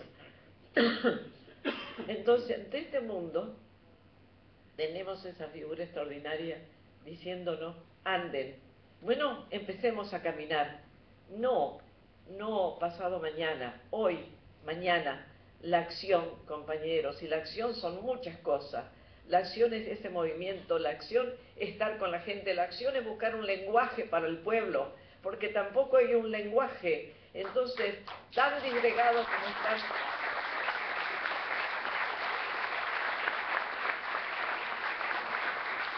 tan acorralado como está ese pueblo cautivo de esta televisión disgregante. Hagamos algo contra esa televisión disgregante. No puede seguir estos programas que destruyen a la gente de una manera pavorosa. Son programas constantes. Veamos que pongamos nosotros participación para que los entretenimientos cambien y sean entretenimientos para la cultura y no para la desculturización. Entonces, compañeros, yo lo único que les quiero decir es que para cumplir con el comandante Fidel Castro, su presencia, su esfuerzo, su vida, su trabajo, todo lo que ellos, esto que es Cuba, resistiendo ahí, porque cuando uno mira la historia dice, ¿cómo puede ser? Fíjense lo que estamos festejando. 50 años de un pueblo resistiendo un bloqueo que no tiene comparación en la historia de toda la humanidad. Y entonces, ¿cómo si ellos pueden resistir en esas condiciones? Nosotros no hagamos resistencias chiquitas o resistencias imaginadas. Hagamos resistencias reales si queremos responderle a Fidel, si queremos acompañar a Cuba, si queremos acompañar a Chávez, si tomamos la dimensión de qué sería UNASUR y la CELAC sin Chávez, cuando ya vemos en este momento lo que han hecho los Estados Unidos metiendo la cuña más poderosa con el tema del CELAC, sí, porque lo meten contra el CELAC, cuando la cumbre de las Américas dicen que Cuba no puede estar, dejando a la América ya en condiciones de que puedan asomar cosas para dividirse, y diciendo que Cuba no puede estar en el momento que en Honduras han matado al periodista número 18 ayer, en el momento en que están matando tanta gente, en el momento en que en Colombia siguen los crímenes paramilitares día por día, en el momento que México, ese México de la Revolución Mexicana, cuenta con 60.000 muertos desde 2006 hasta ahora, simplemente por una mentira, porque no es una guerra contra el narcotráfico, compañeros, es una guerra de apropiación de México. Entonces vamos a estudiar los modelos. El modelo libio aplicado a Siria, ¿por qué? Por impunidad. Nosotros que sabemos lo que es luchar contra la impunidad. El modelo libio se aplica a Siria por impunidad. Entonces, por impunidad no les falló, porque quisieron hacer el modelo fraude con el gobierno de Nicaragua, que ganó verdaderamente y está prácticamente confirmado por todos los veedores serios, hasta por el propio Carter. Y ahora el modelo fraude lo van instalando todo, y vendrá para Venezuela.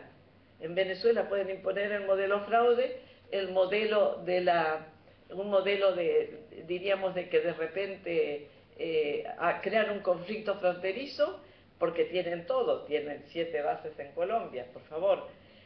Deshagamos las bases, compañeros, porque si no, nosotros no hacemos eso.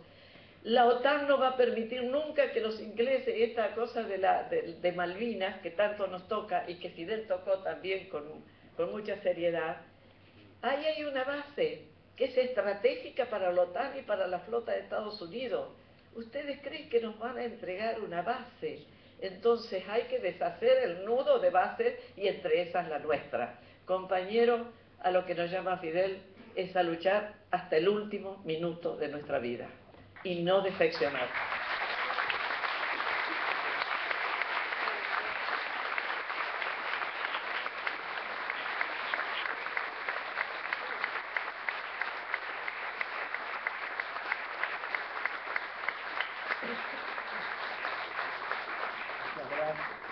Muchas gracias, Estela. Tenemos unos pocos minutos más y tal vez sería posible, si alguno de ustedes quiere hacer alguna pregunta a alguno de los panelistas, que sea breve, digamos, para darle posibilidades a todos. Bueno, les ruego entonces sí, que por favor, por razón de que estamos transmitiendo directamente a Cuba, tenemos limitaciones de tiempo, que vayamos al grano y adelante. Hay una pregunta aquí y hay otra allá. A ver. Bueno, espera, hay un micrófono, si no, no se va a escuchar en ninguna parte. Adelante. Cortita y al pie. La primera, si se va a publicar totalmente en forma digital, en el ciberespacio, toda la reunión y no este extracto.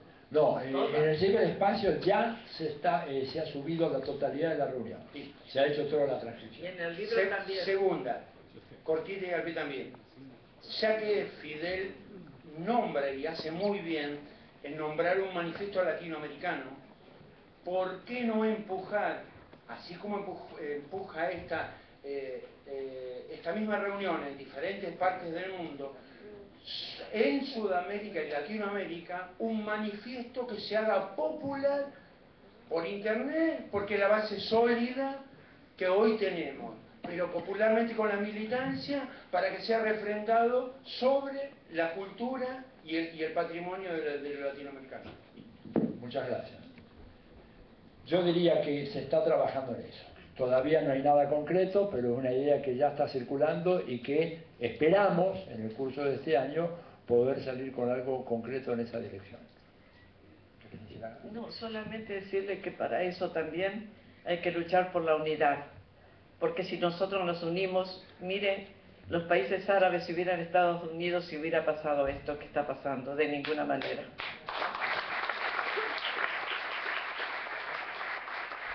Sí, adelante. Sí, a la señora Estela. No sé si entendí bien, me gustaría que me explique muy brevemente esta cuestión de los mercenarios en Libia y en Siria, porque si bien no sé muy bien de este asunto de los mercenarios, yo entiendo que usted está defendiendo a las dictaduras de Libia y de Siria. A ver, quizás entendí mal, por eso... Yo creo que no. Primero vamos a decir, ¿de dónde usted saca que había una dictadura en Siria o en Libia? ¿Cuándo usted escuchó en Ginebra, en algún lugar, que dijeran algo contra Al-Assad, por ejemplo? ¿Dictaduras? ¿Quién dice que son dictaduras? ¿Estados Unidos? Yo tengo que creer en eso. ¿Usted cree en ese mensaje que le dan acá? Dictadores Chávez, dictadores Fidel Castro, dictadores son todos.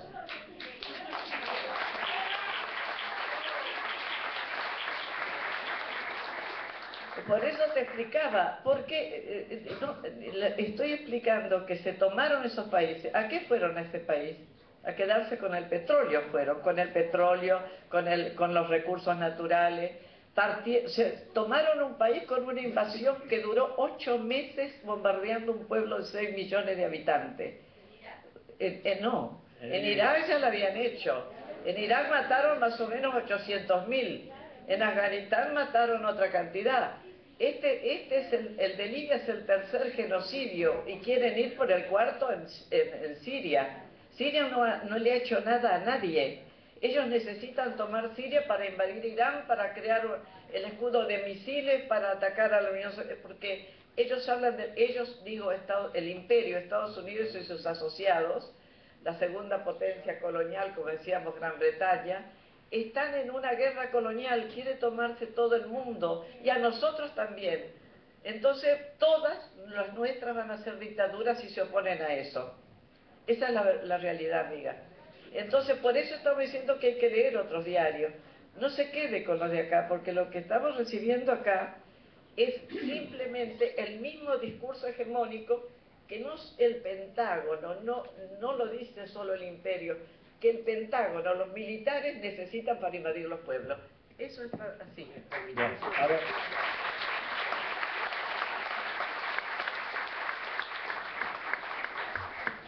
¿Se oye de ahí? Como decía el compañero, cortito y al pie. Mirá, desde que nació Estados Unidos hasta la fecha, nada de lo que ha hecho ha sido en beneficio de la humanidad. Entonces, ¿por qué pretendés que cuando invade Libia o Siria, o bueno, lo que ha hecho en Irak y demás, es en beneficio de esos habitantes? Es en beneficio de Estados Unidos, y ni siquiera de Estados Unidos, es en beneficio de las grandes potencias económicas que en este momento cohabitan en Estados Unidos. Así que no le creas nada, ¿te das cuenta? Simplemente, desde el momento que hace una inversión Norteamérica, yo empiezo a sospechar que algo anda mal ahí. Bien, muy bien. Tenemos el honor de tener a Calica Ferrer con nosotros, como ustedes saben, el gran acompañante del gran Ernesto Che Guevara en su primer viaje por América. Calica. Yo quisiera decir que entiendo lo que le pasa a la señora, porque la señora se ha ido envenenando poco a poco con lo que está leyendo en los diarios Clarín y La Nación especialmente. Es decir, que entiendo un poco lo que le pasa. Por eso quiero resaltar una cosa que no se destacó mucho en este momento, que fue la esperanza que Fidel nos da frente a toda este negro panorama que tiene América, que tiene el mundo. Fidel tiene esperanza. Entonces, eso me ha ocasionado hoy una gran alegría, porque me ayuda a seguir en esto que estamos. Nada más. Muchas gracias, Calica. Tengo una pregunta más posible. ¿Hay una ahí? Sí, ¿qué tal?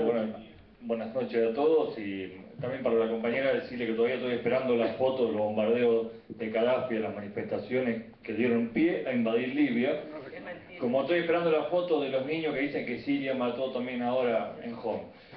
No, yo solamente quería aprovechar la invitación, tanto del que hace el comandante como la que está arengando acá con tanta vehemencia, como siempre, Estela, y por supuesto que compartimos todo. En estos días se va a llevar a cabo una nueva reunión de dicen la derecha, yo digo la ultraderecha internacional, que va a encabezar el señor Aznar, y él hace honor a su apellido, y que su gran anfitrión va a ser el señor jefe del desgobierno de la ciudad de Buenos Aires. Así que creo que ahí tenemos una punta para ir a putearlos un poco, a joderlos, porque ellos siempre vienen a romper las cosas que no hacen. Podemos ir nosotros hacer lo mismo, y aprovechar las redes sociales. Quizás que estos días diga Aznar, andate a la puta que te parió, o Macri, laburá, no siga robando. O sea, joderlos por ese lado, porque ellos también tienen su gente que está todo el día frente a las computadoras laburando para bombardear e inundar las redes con tanta basura. Así que yo los convoco y creo que es una punta, ¿no? También para laburar. Está muy bien. Gracias. Bueno, muchísimas gracias. Les pido que nos da el satélite la comunicación con Cuba. Les vuelvo a recordar, es muy importante el apoyo a Chávez, entrar a la página web del Centro Cultural de la Cooperación, es www.centrocultural.coop, busquen ahí, o si no, directamente hay una dirección de correo electrónico que es apoyo.a.chaves.2012. Apoyo a Chávez 2012, un punto entre cada palabra, y digan adhiero y ya está. Vamos a ver si tenemos una nutrida cantidad de adherentes y de esa manera poder realmente decir que nosotros acá en la Argentina no estamos dispuestos a seguir tolerando esa campaña de agravios y de infamias en contra del gobierno de la Revolución Bolivariana.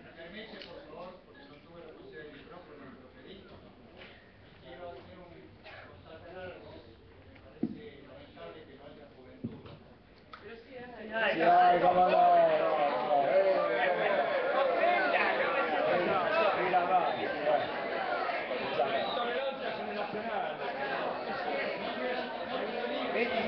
Betty,